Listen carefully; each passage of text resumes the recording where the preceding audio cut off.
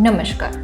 જો હું તમને કહું કે બે લોકોનું વેટ એક સરખું હોઈ શકે છે, પણ તેમાંથી એક વ્યક્તિને હાર્ટ એટેકનો રિસ્ક બીજા કરતાં 2 થી 3 ગણો વધુ હોઈ શકે છે, તો શું તમે માનશો?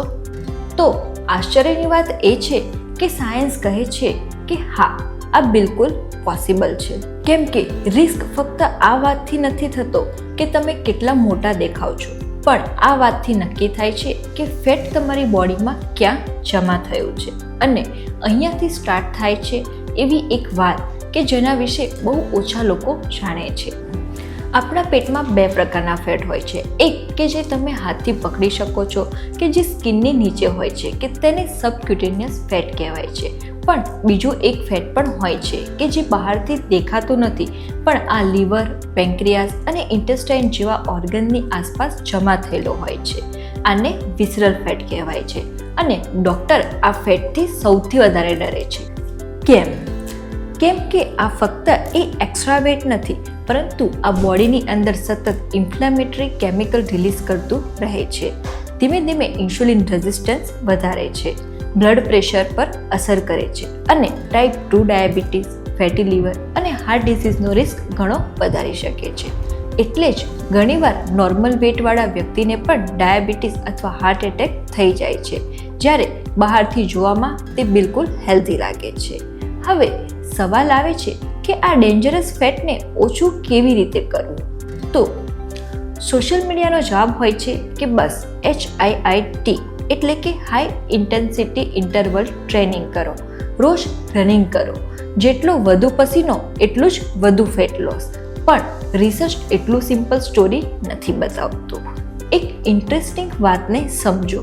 જ્યારે તમે બહુ હાઈ ઇન્ટેન્સિટી વર્કઆઉટ કરો છો, ત્યારે બોડીને તરત જ એનર્જી જોઈતી હોય છે, અને તરત એનર્જી માટે બોડી કાર્બોહાઈડ્રેટ્સનો વધુ ઉપયોગ કરે છે. પરંતુ જ્યારે તમે બ્રિસ્ક વોકિંગ અથવા તો મોડરેટ ઇન્ટેન્સિટી એક્સરસાઇઝ કરો છો, ત્યારે બોડી કમ્પેરેટિવલી ફેટ ઓક્સિડેશન એટલે કે ફેટને ફ્યુલ તરીકે વાપરવાનું વધુ પસંદ કરે છે.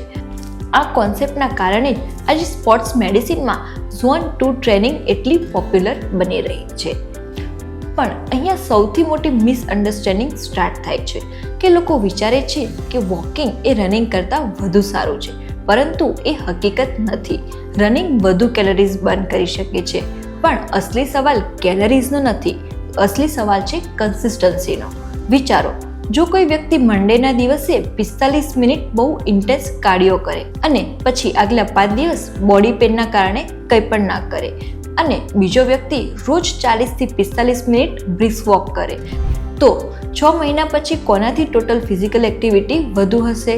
તો એટલે જ ડૉક્ટર કહે છે કે બેસ્ટ એક્સરસાઇઝ એ નથી કે જે સૌથી ડિફિકલ્ટ હોય. બેસ્ટ એક્સરસાઇઝ એ છે કે તમે વર્ષો સુધી રેગ્યુલર કરી શકો. અને એટલે જ હાર્ટ પેશન્ટ્સ, ડાયાબિટીસ પેશન્ટ્સ અને 40 થી 50 વર્ષ પછી એક્સરસાઇઝ સ્ટાર્ટ કરતા લોકો માટે વોકિંગને પહેલું પગલું માનવામાં આવે છે.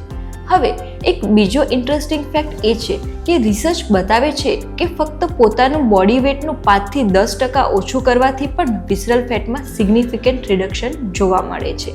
એટલે કે જો કોઈ વ્યક્તિનું વેટ 80 કિલો હોય અને તે ફક્ત 4 થી 8 કિલો હેલ્ધી રીતે ઓછું કરે, તો તેના બ્લડ શુગર, બ્લડ પ્રેશર અને મેટાબોલિક હેલ્થમાં પણ સ્પષ્ટ સુધારો જોવા મળે છે. પણ આ માટે ફક્ત વોકિંગ જ પૂરતું નથી. જો વોકિંગ પછી કોલ્ડ ડ્રિંક્સ, શુગરી ચાય, બેકરી પ્રોડક્ટ્સ અથવા તો લેટ નાઇટ ઓવર ઇટિંગ ચાલુ રહે, તો વિસરલ ફેટ ઓછું કરવું ખૂબ જ મુશ્કેલ બની જાય છે. અને એક બીજી ભૂલ કે ઘણા લોકો કહે છે કે હું રોજ 1 કલાક વોક કરું છું, પણ બાકીના 10 થી 12 કલાક ઓફિસની ચેર પર બેસેલા રહે છે. સ્ટડીઝ બતાવે છે કે લાંબા સમય સુધી સતત બેસી રહેવું એ ભલે તમે એક્સરસાઇઝ કરતા હોવ તો પણ મેટાબોલિક હેલ્થને નેગેટિવ અસર કરી શકે છે. એટલે ફક્ત 1 કલાક ચાલવું જ નહીં, આખો દિવસ એક્ટિવ રહેવું પણ એટલું જ જરૂરી છે. વર્લ્ડ હેલ્થ ઓર્ગેનાઇઝેશન પણ રિકમેન્ડ કરે છે કે દરેક એડલ્ટે અઠવાડિયામાં ઓછામાં ઓછા 150 થી 300 minutes moderate intensity physical activity કરવી જોઈએ, અને અઠવાડિયામાં 2 દિવસ સ્ટ્રેન્થ ટ્રેનિંગ પણ સામેલ કરવી જોઈએ.